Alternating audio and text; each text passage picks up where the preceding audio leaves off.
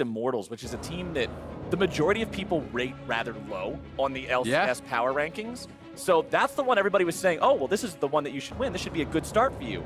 Now you're up against the team that everyone's like, okay, you got to bite your nails a little bit about that one. So if you can upset the upset that happened and beat the good team after you lose to the bad, people only remember the last thing you did.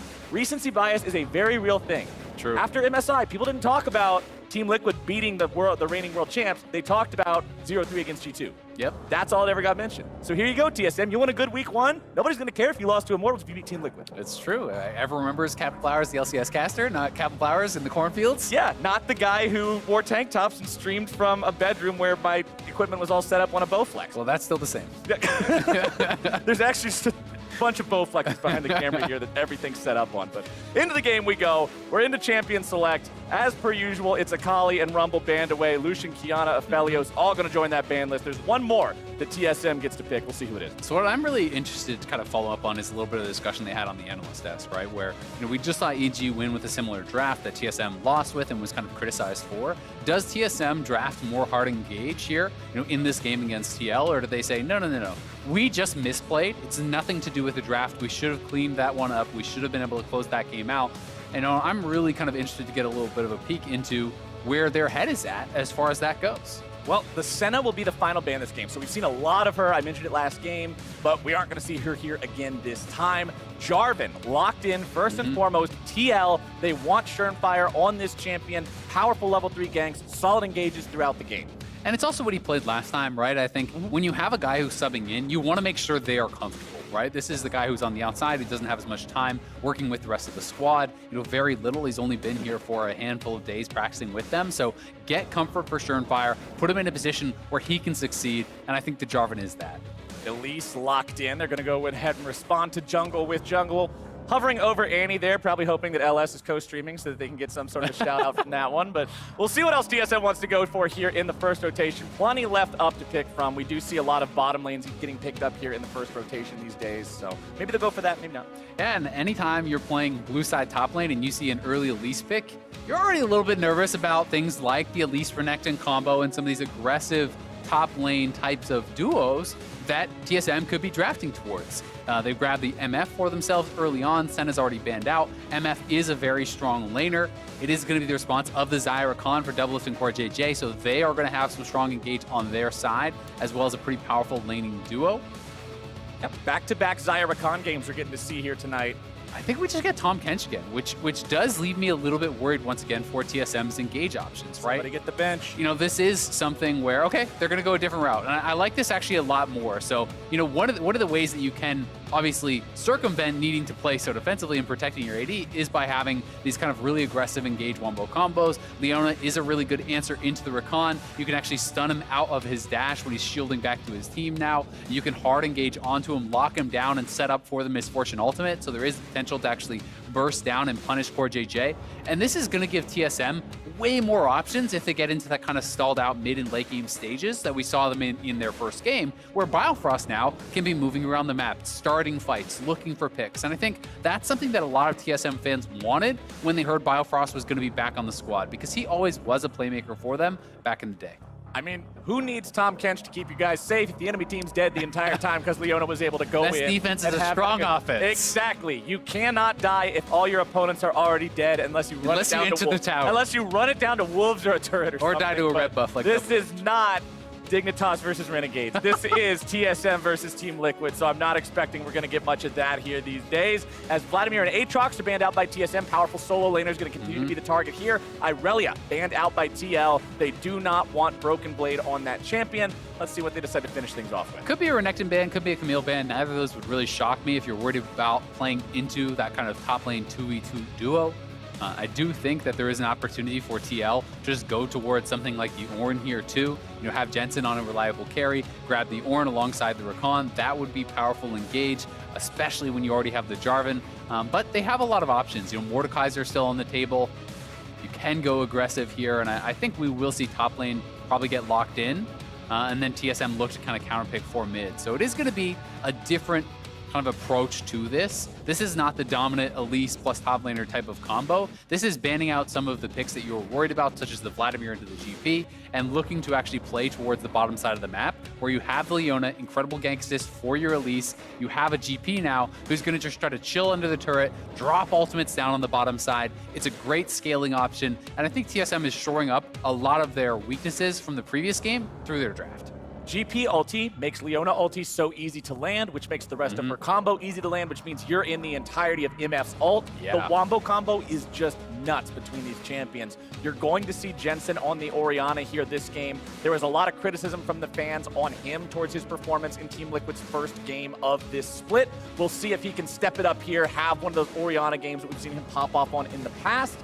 And Impact will be the tank here in the top lane. This is what I was honestly expecting. I think that Ornn is such a strong pick in the current meta. If you're playing a lot of solo queue, you know, this is one of those tanks that you're actually scared of in the early levels. Ornn is someone who can just straight up beat a lot of carries in lane, who does have solo kill potential, especially if you are going to go Spellbook and take the Ignite. That can be pretty dangerous. It is incredible engage. And it's also very difficult sometimes now when you're looking at a comp like this for MF to be able to get a clean ultimate off, right? Because there's no Braum to actually block out an Ornn ulti to actually prevent some of this engage. So that is something that you can use for the long range engage to deny the opportunity for Kobbe to set up for that fully channeled ult. That being said, really good scaling on the side of TSM. The Zilean coming through here for Bjergsen. You know, this is going to be a tremendous amount of wave clear. And also, you know, a lot of kind of support here for Kobbe, who is going to be their main consistent damage dealer when you look at these team fights. And I'm still remembering games where Bjergsen was able to take this Zilean to the late game, have 2 or 3 ultimates over the course of a drawn-out team fight. The man knows his way around this champion. It's always fun to see just how close him and his teammates can get to dying before he knows, okay, this is when we actually need the ultimate. So we'll see how that works up against Jensen's Orianna here. We haven't seen a lot of Zilean recently, so this will be a lot of fun.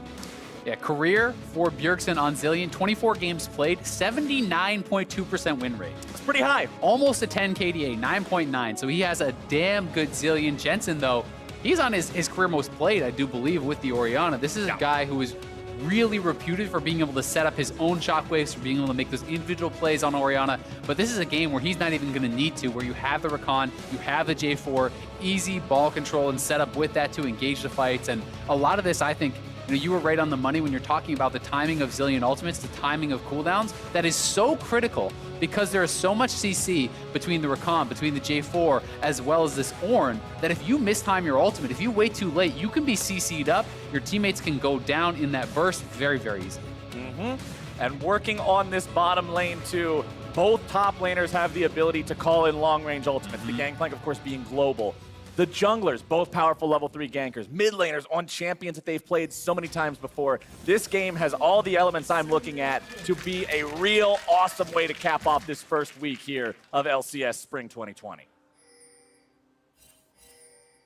Plus, it's Doublelift and CoreJJ, our most reputable bot lane, the one that everybody just always has on this tier above everyone else, playing Xayah Rakan. This isn't a Tahm Kench lane. A lot of people, I am one of those people, it's me, I'm people, does not like Tahm Kench. You are people, that's true. He makes everything slow. He pumps the brakes too much. There's not even a gas pedal in his car when he's driving. You're not in the Twitch chat spamming on bench with Kench? Yeah, I just take the out of it and put him right back on the bench.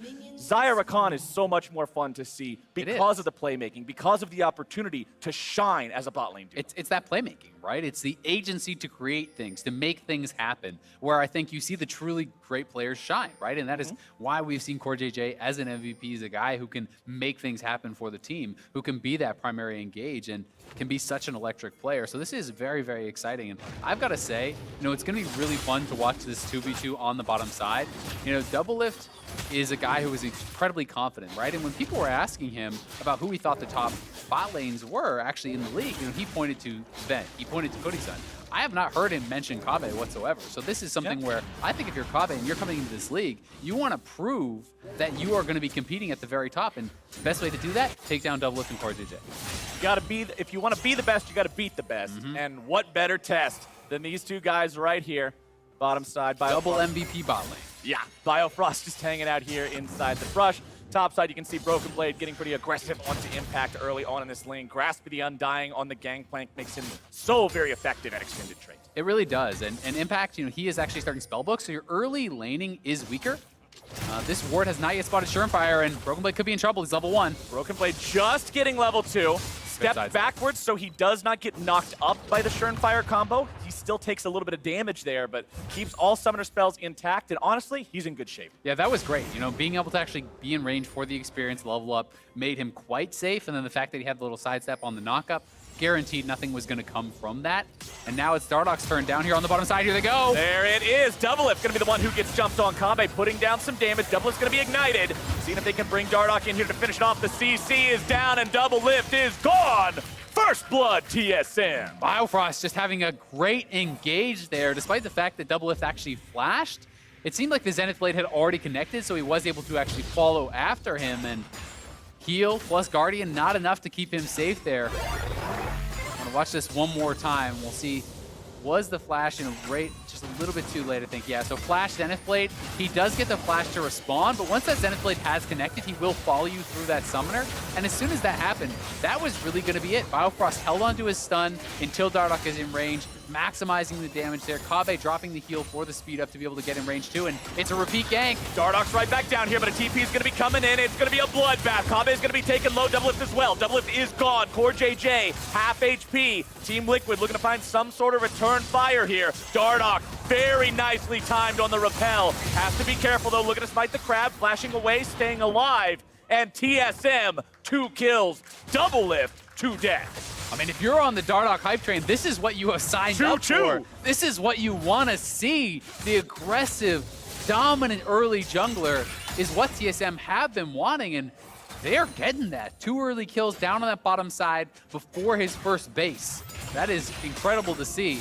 And this one was even more costly for TL, as Doublelift expended his teleport to get back to lane, and then out of the brush, here's Biofrost coming from behind you, is Dardoch, who just had great pathing to actually sneak around outside of vision, caught them completely by surprise. So even with the impact teleport, there's actually nothing to really help out there. And I've got to throw a little bit of criticism Impact's way, who could have actually teleported to that river ward and maybe made a bigger impact, because he was a little bit late to actually join that play as a result of the TP placement.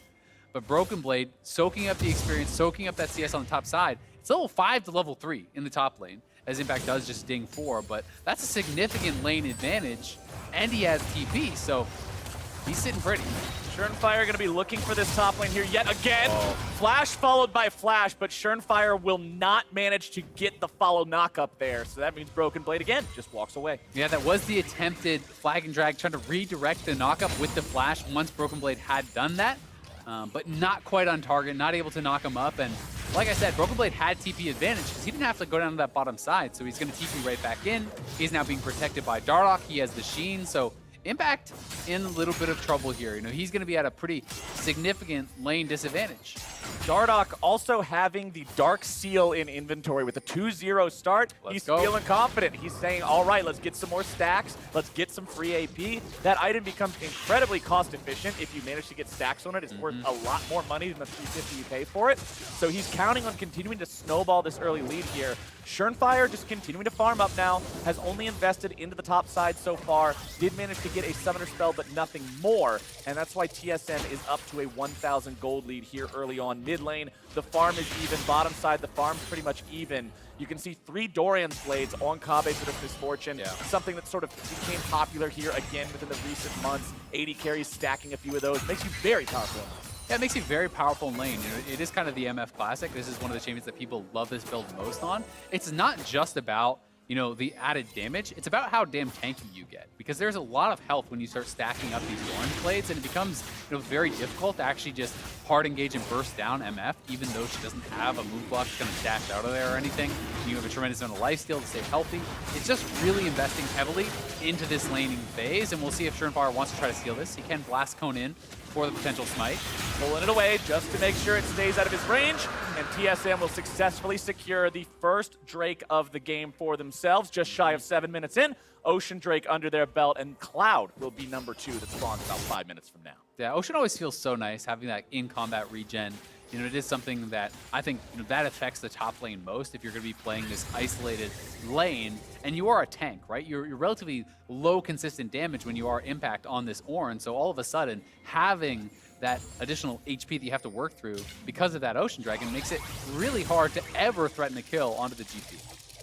Bjergsen will just keep farming up here in the mid lane on the Zilean, not looking to get too violent with his lane opponent early on. Happy to just let this one scale towards the late game when he'll have the ability to keep everyone revived constantly. The ultimate on Zilean, such a dangerously low cooldown later on in the game, especially if they do manage to get the Cloud Drake here that spawns next. Yeah. That only is going to make it more of a nightmare for Team Liquid to find these picks. And you've got to know TSM is going to have the TP advantage, right? They have that TP in their mid lane. Yes, Doublelift can have a TP to answer a side lane, but you don't want your AD carry just sitting in the side lane, farming it out against the Zilean. Whereas Jensen had to take the cleanse because he's up against the Elise, and if you do not take cleanse, it's such an easy setup for Zilean. You slow him down, double bomb into Cocoon, you're probably just dead. So Jensen feeling he needed that phase rush cleanse is going to be down teleport as a result. Top side, TSM has rotated their bottom lane here into the top lane instead. And one thing I do want to point out, I want to give praise to Team Liquid. We've been praising TSM a lot for this early game, as we should, because they played it well. But look at the bottom lane CS. Despite the fact that he's the only one who's died in this game, Doublelift was up almost 20 farm before TSM rotated top to catch that wave. He is doing a great job at not letting that bad early game affect him. Yeah, and one of the things that we haven't touched on yet is despite the fact they got a lot of work down on that bottom side, none of that gold actually really went heavily into Kobbe's pockets, right? He has 2 assists. That's not a big deal as far as the gold injection goes. It's really helped Dardoch out more, who is going to be the one who can hopefully snowball the game for TSM. And Doublelift, he's just working straight towards Essence Reaver. He could actually be going a different direction here as he has that dagger, but I am going to guess he's still just going to rush straight towards that Essence Reaver. And Kobbe, his first item is going to be quite delayed because he invested into the triple Dorms. Biofrost just continuing to walk forward, always threaten the possibility of that engage. The strength of Leona, so powerful right now in the current state of the game, as we're going to see TSM start up the Rift Herald, managing to get their bottom lane into the top side, have everybody around here. It's a 5-man take, getting one out of the books, Clutch Gaming from last year, just making sure the whole team's ready to go. Eyeball needs one more hit to make sure they secure that one, and there you go. Dardoch will pick it up.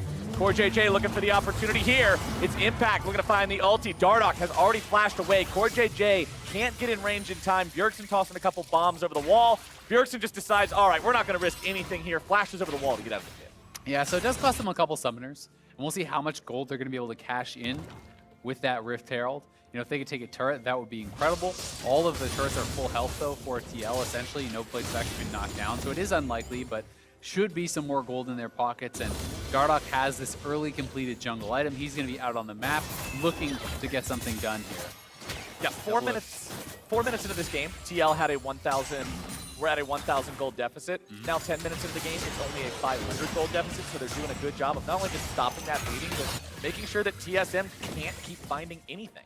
And this is always one of the things that people talk about with TL, is that all of their laners are so good, they often just beat you by out-CSing you. They often just beat you by creating these incremental advantages here and there by being more efficient. And that is one of the things that makes it really, really tough to kind of cement a huge advantage against them, as they are looking for Doublelift. Remember, he has no ultimate. Biofrost did force that, so if he shows up here, he's probably in trouble, but he will walk it out. That time the flash is on time. Gets away from the Zenith Blade. Keep your eyes on Dardoch, though. His hand's still glowing with the purple, means Shelly is ready to summon. 11 minutes into the game means there's still 3 minutes of plate timers left, so he's not particularly in any rush to use it. He's still got it under his belt for a little bit over 2 more minutes. We'll see where TSM wants to drop it. I mean, I think they want to try to crack this top lane turret, right? You send a lot of members up there. It's now down to 3 plates. Shelly will get you 2. So if you can get any sort of a kill, that will set you up very, very well for that. Jensen also going for a bit of a new age build. This is something that's gaining a lot of popularity. Grabbing the Super Soaker here without actually playing Glacial Augment. He has that early Hextech GLP. People are just taking this kind of in lieu of Ludens, right? It is less burst, it is kind of less damage there, but it gives you a lot more utility. And when used, especially in combination with the Phase Rush, it gives you a lot of control in these team fights, right? You're slowing your opponent down, you're speeding yourself up with the Phase Rush, and you can sometimes really kind of outmaneuver them and set yourself up for your own shockwave. Set yourself up for your own kind of fight engage a little bit better than you could with something like this. And when you've got a carry on your team like Doublelift, you know you're going to have damage. You don't need the little bit of extra edge that a Ludens would give you over a GLP in particular. If you look at the builds too, Shernfire going with the Warrior on the Jarvan, going for the Chad build, wants to make sure when he goes into gank you, somebody's going to die. Yeah, I mean, you have that pure tank from Impact, the Ornn up on that top side. You know, Rakan is going to be building probably a fairly tanky build. It's just going to be this lane swap here, looking like a trade of towers. Impact just trying to clear out as much of the wave as he can. He wants to just delay this. And, you know, he is going to be able to delay it a little bit, but the Rift Herald is going to come down, and this will be turret going their way. They should have this before TL can crack it up on the top side. But TL will be able to trade that top lane turret. The question is just, how far can TSM go? They are just going to continue walking this down, and we see Jensen and Shernfire making their way over from mid lane, but they're at least going to get another charge here out of Shelly. And plates are still up. That's great for getting money, but it means they do take so much longer to tear down. So you're going to have TL members up there for a while now. Shelly will get that second charge off. TSM, so many people still around this bottom half of the map. Yeah, excuse me, and made a little bit of a liar out of myself. I mean, they didn't actually finish off that top lane turret. They will eventually, as Doublelift does TP back up after that Essence Reaver buy, and should be able to grab the solo turret gold, which again, you know, that's something you always have to kind of take into consideration. TSM do get first turret, but that gold is actually split between 4 members who are down there, or 3 members who are down there, whereas Doublelift is going to get all of this in his own pockets, which is almost always more effective. You know, it is just better to have completed items, so funneling all the gold into one carry is going to get you more bang for your buck. That carry, Essence Reaver up and running, has the free boots and inventory from the inspiration tree. So often you see 80 carries. Free boots and biscuits is just such a good deal. A lot of 80 carries always want to go for it. Doublelift has that ready to go, so he's going to be a threat in these team fights if we get to see a bigger fight break out. You've got the Iceborne Gauntlet already completed on Impact. There's a lot of physical damage coming out from both the MF and the Gangplank. And one thing that's also nice that I want to point out, because on the first day we saw some shenanigans happening where Ornn was in the game and his teammates wouldn't buy the stuff he could upgrade. That is a problem when you're playing with a champion like Senna who wants to buy other types of items. But when you've got a traditional marksman on your team and they get an Infinity Edge, it's just so easy. Upgrade that, upgrade the items for the mid laner as well, and have those upgrades on the carries where they really need to be. Yeah, and I want to see, you know, how quickly these guys are actually going to rush towards those items, because we have seen Ornn come out, you know, notably from CLG, where the carries didn't actually then have Ornn upgradable items, right? So you weren't able to get that value. You know, I am assuming that Doublelift will probably just go towards an IE second, which is going to be, you know, that first upgrade, and then you could look for something like a death cap on Jensen. Biofrost, he's charmed up, he's bursted down. Jensen catching him out and making sure Team Liquid gets a kill. There's that play, right? You know, he sets himself up with that Hextech GLP, slowing him down to guarantee the Shockwave will land. Biofrost had no flash, so Jensen's just kind of alley-ooping to himself on that one and is able to grab a kill for himself. Very well done. Broken Blade continuing to just maintain control on this side lane, though. A Gangplank with a completed Trinity Force isn't too worried about anything Ornn's going to do to him, so he'll be comfortably hanging out here until somebody else from Team Liquid has to come down and stop him. Catalyst and Aeons up on Impact will provide a little bit more sustainability. But Jensen will just continue shoving up mid lane here as well. Next Drake is spawning in 90 seconds. We are at the point of the game now where the Rift has been burned away by the Infernal Dragons, so that means those are all we're going to see from here on out. Both teams would love to grab that soul, but it is TSM who are already 2 of those 4 on the way. Yep, and TL probably going to have to make their stand at the next one, right? You know, we talked about that in the previous game. That is generally the mark at which teams are no longer comfortable seeding those dragons, because if you let your opponents get to 3, 1 pick, 1 miss smite, 1 anything really, and they have soul for the rest of the game, right? And a lot of people feel that that is generally lights out. So I am expecting TL to try to farm it out, try to get as prepared as possible, and look to reset in the next 15-20 seconds to try to go for that. You know, they do have the opportunity to try to trade for a Herald or to try to take Herald first, but then you risk being late to that dragon fight, and that could be very dangerous. And with the dragon coming up soon, with Herald being alive on the map, always important to do stopwatch check. Both supports have it, and Dardoch has it. So there is some aggro drop potential in these fights if you initiate onto the wrong person. Remember, if you're TL, you've also got to be extra respectful because of the fact that Bjergsen can always punish going too hard after one guy and not having sufficient follow-up for when the ulti is used.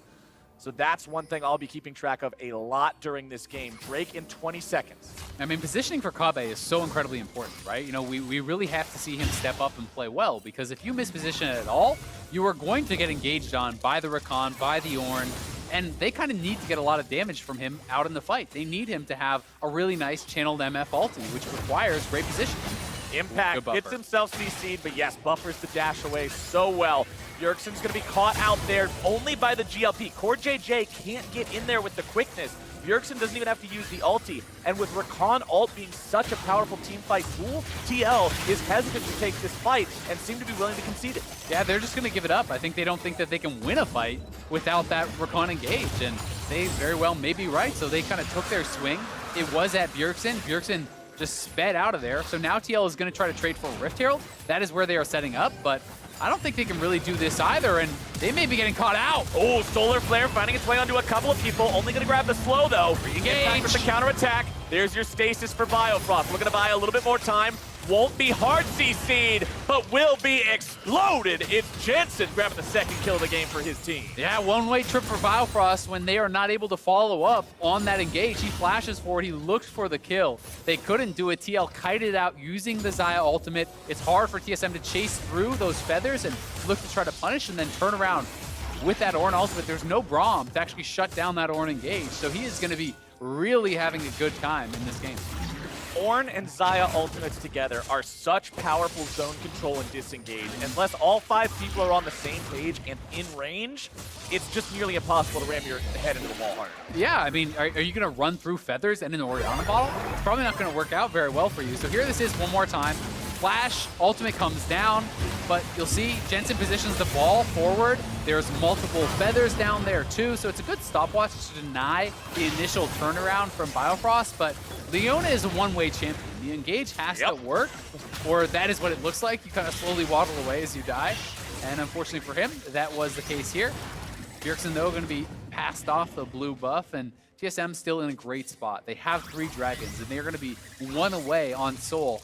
They really have 4 chances, right? You know, Soul only goes away if TL takes 4, and they have 0 dragons right now. So TSM is going to have a lot of opportunities to get a potentially game-closing buff for this game. And when you think about it in terms of raw time, this game has been being played for 19.5 minutes. Team Liquid is at a minimum 20 minutes away from a Dragon Soul, which means that's longer than the game's already been played from here till now.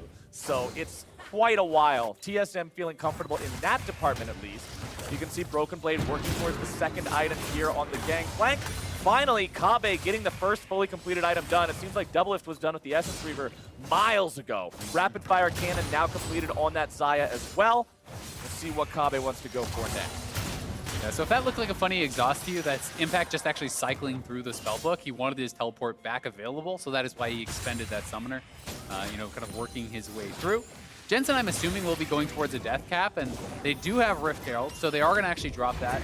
I do believe they actually took it during the replay after killing off Biofrost, so I don't think that was really on screen, and should be able to knock down this mid lane turret here, get themselves some more gold back. Impact now at level 12, so he can access his own item upgrades. In the next subsequent levels, he can start to upgrade his teammates' stuff. So you want to see TL prepared for that.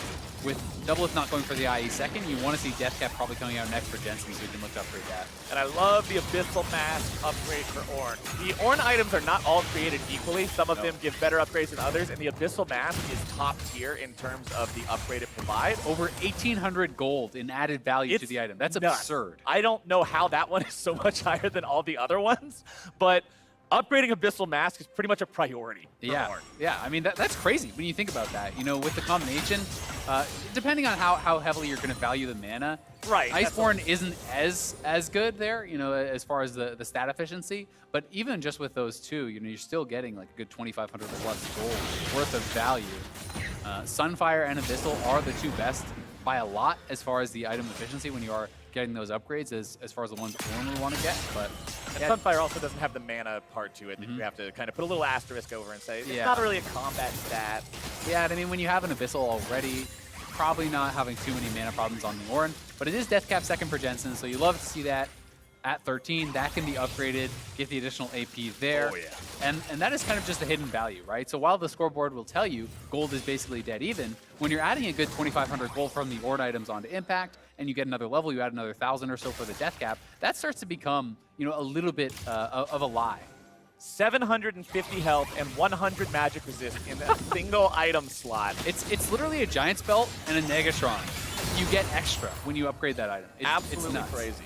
Absolutely crazy. But that's a really good sign here for Team Liquid, who are ready to fight for another Drake. Biofrost going to lose a little bit of HP, but not too worried here just yet. TSM are 200 gold ahead of their opponents and would love to get a 22-minute Infernal Soul right here. And basically every single summoner is available. Biofrost missing Flash, but everyone else has everything ready to go. This is going to be an explosive fight. There it comes. The Ornn horn is sounded. Broken Blade going to be the target there at the start. Dardoch going into the repel. Bjergsen throwing down some bombs, keeping Team Liquid at bay, and the Infernal Drake is started up. This could be a moment where Shernfire has to be a hero here for his team. TSM with control over the Drake for now.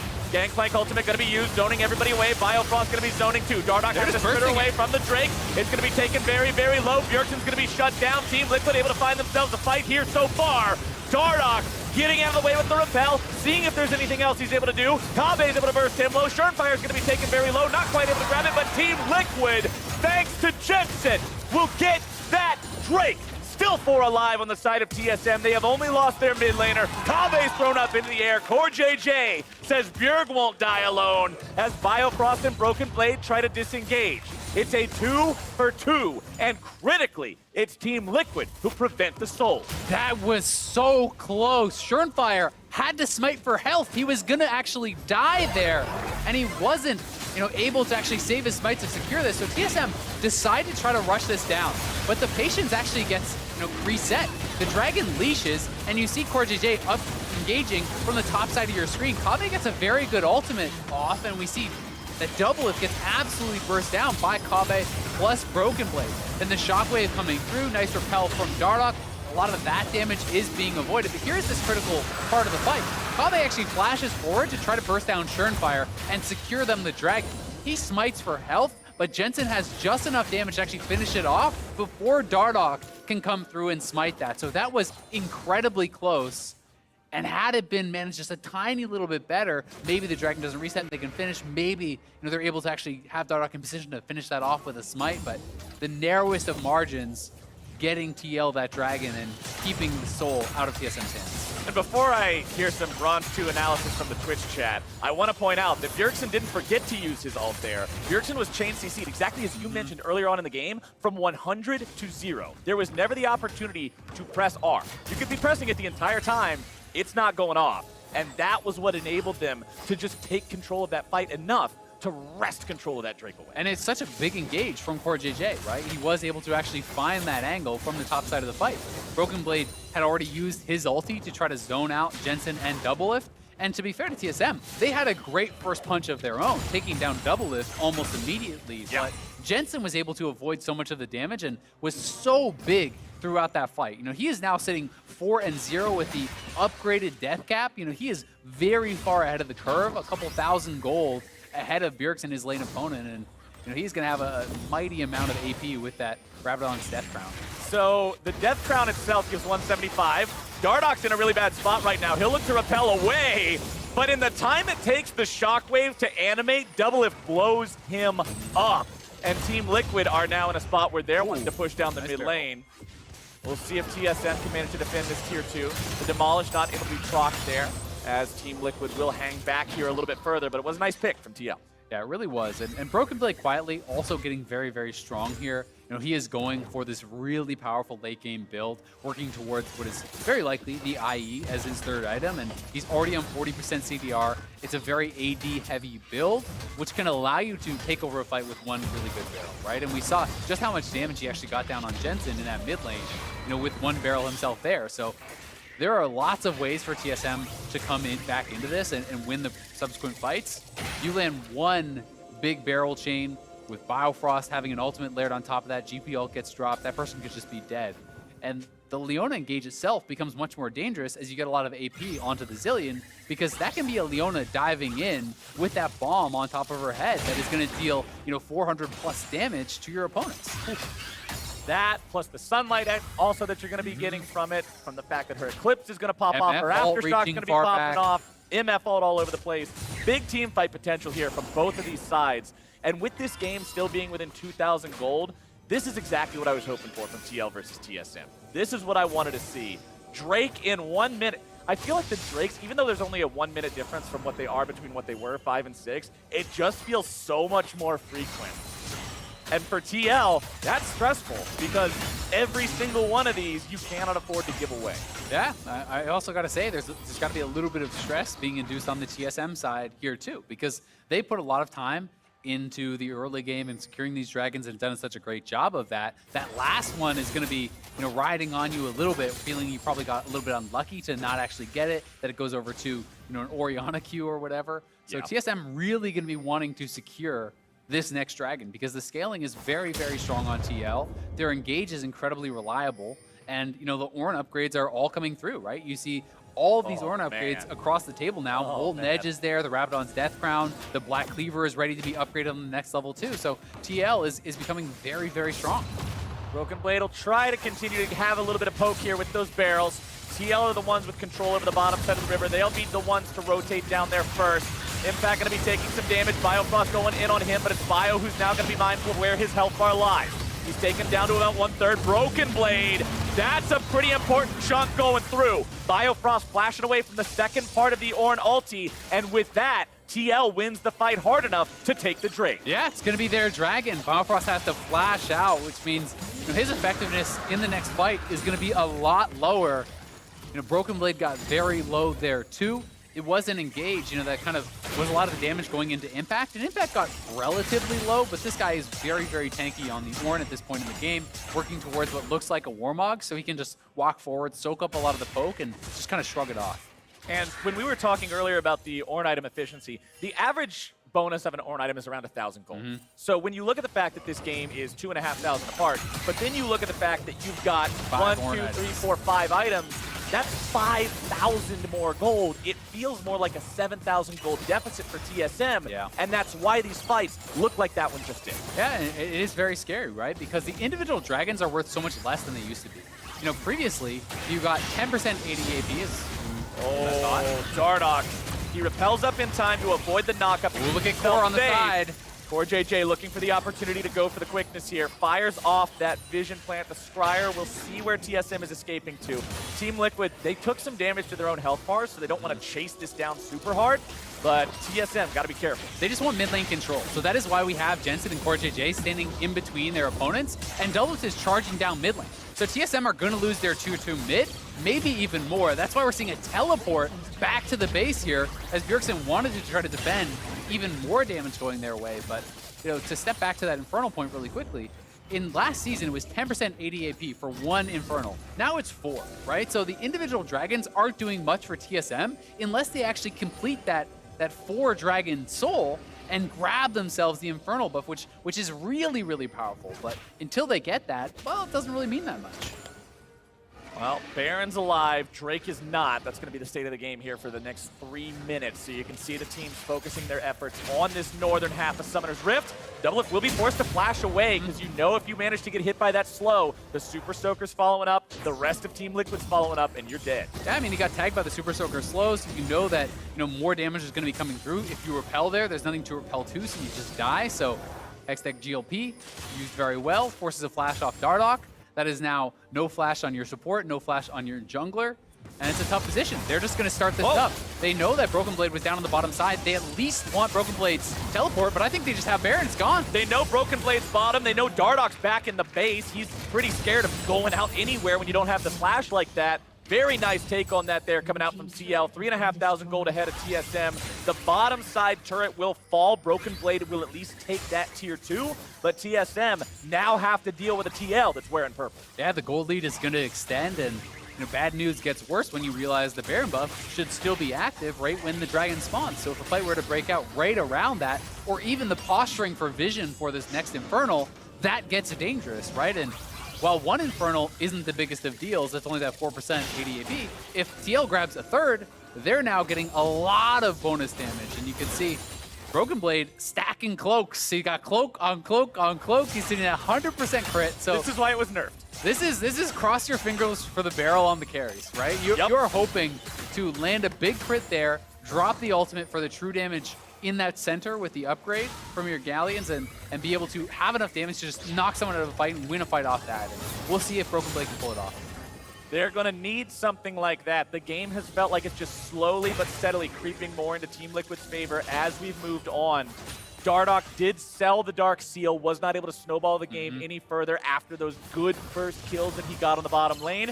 And TL will now push up into the bottom side. They'll take down that next tier 2 turret. Only one left standing for the side of TSM, and that's in top lane. 64 seconds until Infernal spawns. TL has just played such a stable game, right? Dardoch had 2 kills at what?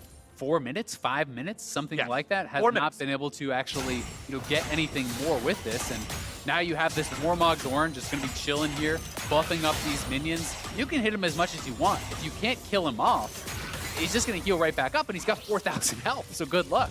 There's your barrel, by the way. That was one barrel hitting Doublelift with the cloak build, making sure that he's very respectful of the damage coming out from TSM. Yeah, I mean, that's the combo, because you have that bonus damage on the center of your ultimate with that true damage. With Death's Daughter, I do believe that upgrade is called. And if you actually land the barrel, you drop the ult right on their head, that is most of someone's health, right? So any follow-up on top of that can just be a kill, and that's what Broken Blade is looking for, because he feels these fights going more and more in TL's favor, and they know they need an X Factor. They need a great engage from Biofrost or an incredible ultimate from Kobbe. It's got to be something, and someone from TSM needs to step up and make it happen, or this is going to be TL's game.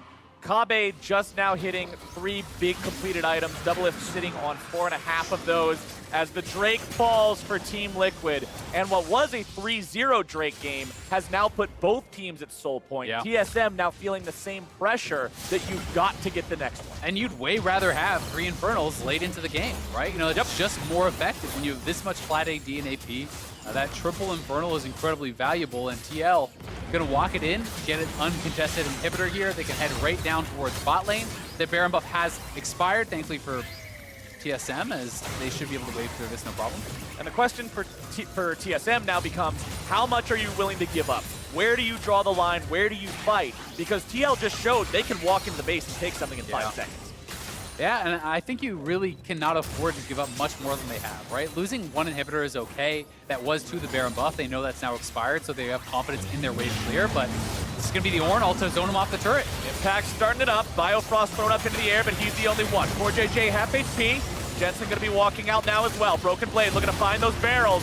Nice sidestep coming out from Team Liquid. CoreJJ below half, looking to find some sort of damage. Doublelift goes after Kobbe. Manages to scare him back, and they get the ulti out of Bjergsen. Yeah, they get both summoners off Kobbe and the Zilean ultimate there. That is huge for TL as Doublelift step forward, forcing those major cooldowns. I think TL are just going to go for the throw here, going to look for the second inhibitor, as they know those key cooldowns are missing. Impact getting a knock-up onto Bjergsen.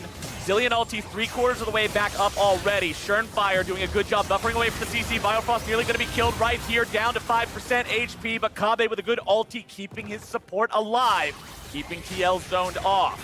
They will hold the line, but if you are TSM, you are now very nervous about this next dragon. This next dragon spawns in 3 minutes. Kobbe will not have his flash. And as the misfortune, going up against a Rakan with flash, a J4 with flash, and an Ornn with flash, good luck staying safe. That becomes very, very difficult. So TSM have got to get something going for themselves here, have got to establish vision control around that next dragon if they want to stave off the 4 consecutive Infernals and that Infernal Soul, which probably is just going to be lights out if TL get it. And looking in the inventory of CoreJJ, you can see the Shirelia's Reverie now complete for even more engage options. TL knows how hard they've been winning this game, and they know that all they need to be able to do is just find one person on TSM, get that pick, and the game is over. That could help enable that. We'll see if that ends up making a big difference here. As we are 2 minutes away from Infernal, we are 45 seconds away from Baron. TSM still contending with 1 inhibitor down there in the mid lane. They need that wombo combo. They need Leona CC into an MF ult, into a big broken barrel, onto one of these carries, but it's just so hard to find. It is really, really hard. And on the other side, there's such super powerful carries with Jensen and Doublelift that one misstep and you're just dead. Jensen has nearly 800 AP at this point. You know, with double large rod items plus the triple infernal, he is insanely strong. And one of the weaknesses of this cloak stacking build for Broken Blade, granted you can't do this build anymore because they're only 20% now anyway, but your item slots become a resource. Yep. Despite the fact that Broken Blade has 2,000 gold in inventory, if you don't have enough to just upgrade straight into the Infinity Edge or one of your other items, you can't use the gold. Yep, yeah, exactly. I mean, it's an 800 gold cloak, and you need 3,400 for that Infinity Edge, right? So until he has the additional 2,600 gold, you're just going to be killing on that. And he is getting close to it, to his credit. He's at 2,400, but TL not going to wait. They are on the Baron. Close only counts in horseshoes and hand grenades, and Baron is spawned right now. TL will be scared away from it by the Gangplank ulti. Impact trying to zone the rest of TSM away. Here comes the Ornn. Biofrost caught out. Damage continuing to pour through. Flash over the wall will keep the TSM support alive. But with him at such low HP, you have to wonder, can TSM stop it twice? Yeah, I mean, I think that TSM are just saying we can't fight before IE. So Broken Blade stayed in the side lane to farm up the IE gold. He dropped the ultimate, though, and now there's no flash on Biofrost, so it's up to Dardoch. CoreJJ zoning everybody away. It's actually Doublelift who secures the Baron. Shernfire's nearly going to be killed. TSM looking at this. Maybe this is your opportunity. CoreJJ could be in a bad spot. Bjergsen looking to run away. Going to be taken very low. Make it rain coming down. Not going to find a slow onto anyone. Broken Blade continuing to walk out of this one. Infernal Drake critically. 20 seconds still left before it spawns. It gives these teams some time to reset, but Doublelift is already on his way to the bottom river, to the Scuttle Crab, to get ready and set up shop. Yeah, that's the problem. TL are going to be the first ones there, so again, TSM is going to be having to face check into them with no flash on Biofrost.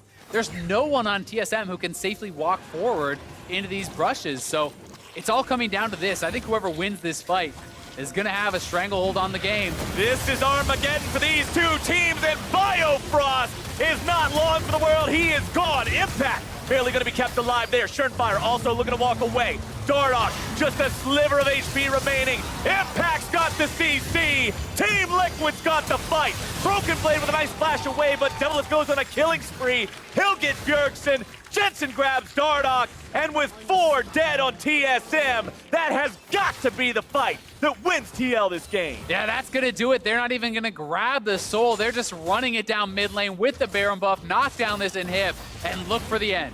Broken Blade is either going to be the greatest 1v4 Gangplank we've seen in years, or this is a Team Liquid win right here. Shernfire on the front line, the rest of the team right behind him.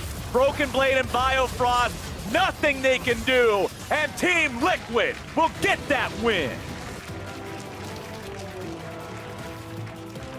Slow and steady was the key here for TL today.